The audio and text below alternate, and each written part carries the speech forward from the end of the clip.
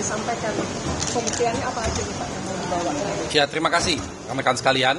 Jadi kami tadi sesuai dengan jadwal sidang bahwa kita punya kesempatan untuk hari Rabu menghadirkan bukti-bukti, lalu hari Kamis nanti adalah ahli-ahli, maka ada beberapa bukti-bukti surat yang sudah kita siapkan yang akan kita hadirkan dalam proses persidangan tersebut.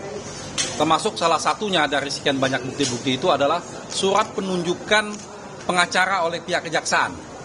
Kejaksaan memberikan penunjukan pengacara, sedangkan menurut KUHAP bahwa pengacara itu dipilih sendiri oleh si tersangka. Nah, ini ada penunjukannya. Di situ menunjukkan bahwa ada hal yang tidak sesuai dengan prosedur dalam KUHAP. Nah, antara lain tentang surat penetapan penahanan, penetapan sebagai tersangka, dan yang lain-lainnya dalam hal itu. Nah, selanjutnya pada waktu hari Kamis nanti kami akan mengajukan beberapa ahli, yaitu ahli tentang perdagangan gula, untuk menjelaskan bahwa tidak benar ada informasi adanya surplus gula tersebut. Satu. Lalu yang kedua, kami akan menghadirkan ahli tentang hukum administrasi negara yang menjelaskan bahwa seorang menteri itu tidak menandatangani izin impor, tapi yang menandatangani itu adalah dirjen. Jadi hal-hal teknis itu dirjen, bukan menteri. Lalu yang ketiga, kaitan dengan ahli keuangan negara untuk menjelaskan tentang bahwa proses dalam menentukan keuangan negara itu adalah BPK, dan itu harus dilakukan dulu audit yang investigatif, lalu baru dirumuskan kerugian keuangan negara, barulah tahapnya proses menjadikan tersangka. Nah, tahapan-tahapan ini yang dilampaui, diloncat oleh kawan-kawan, sehingga nanti kita bisa melihat bahwa pemeriksaan-pemeriksaan yang dilakukan selama 2 minggu menunggu persidangan ini, itu pemeriksaan-pemeriksaan yang dilakukan kemudian. Kira-kira seperti itu. Pak Tom Lembong bakal datang kan?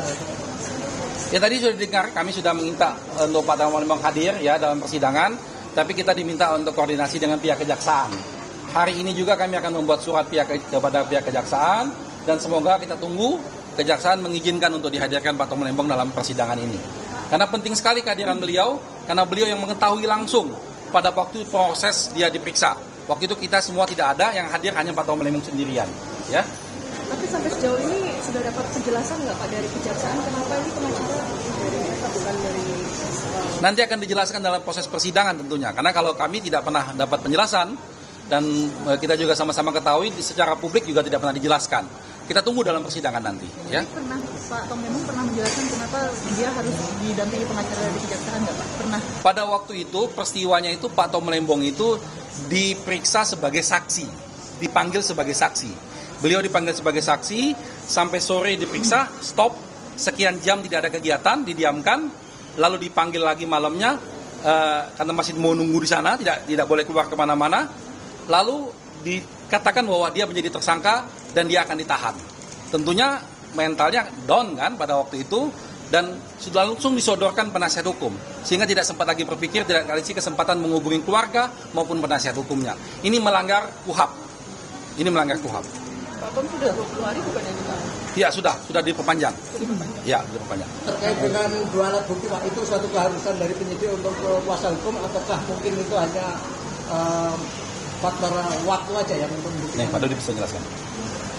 2 alat bukti. Ya, terima kasih. Mengenai 2 alat bukti itu adalah satu norma yang sudah diatur di dalam KUHAP, di dalam penyidik menetapkan seseorang menjadi tersangka.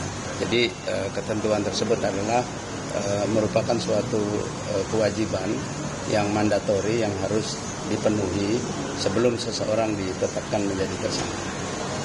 Sejauh ini kuasa hukum belum mengetahui Pak?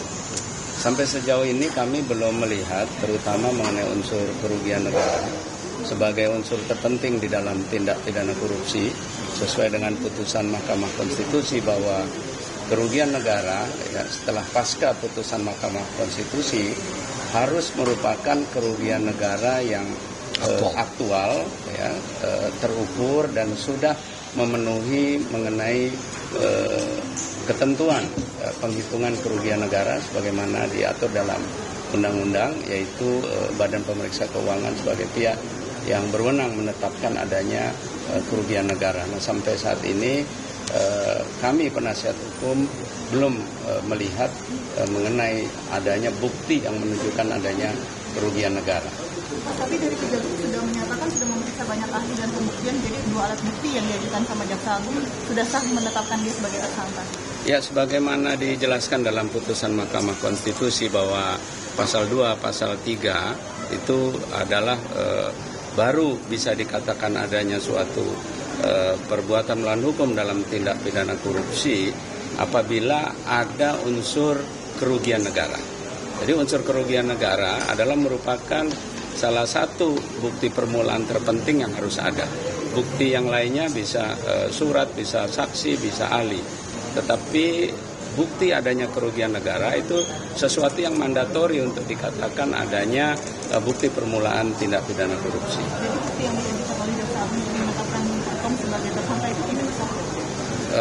Sampai saat ini kami belum menerima, belum melihat, belum ditunjukkan adanya bukti yang menunjukkan adanya kerugian negara. Nah, kita tunggu nanti proses pengadilan ini adalah sebagai proses ya yang memberikan kesempatan kepada penyidik untuk membuktikan bahwa penetapan tersangka yang telah dilakukan itu memang memenuhi ketentuan daripada ketentuan KUHP maupun putusan Mahkamah Konstitusi.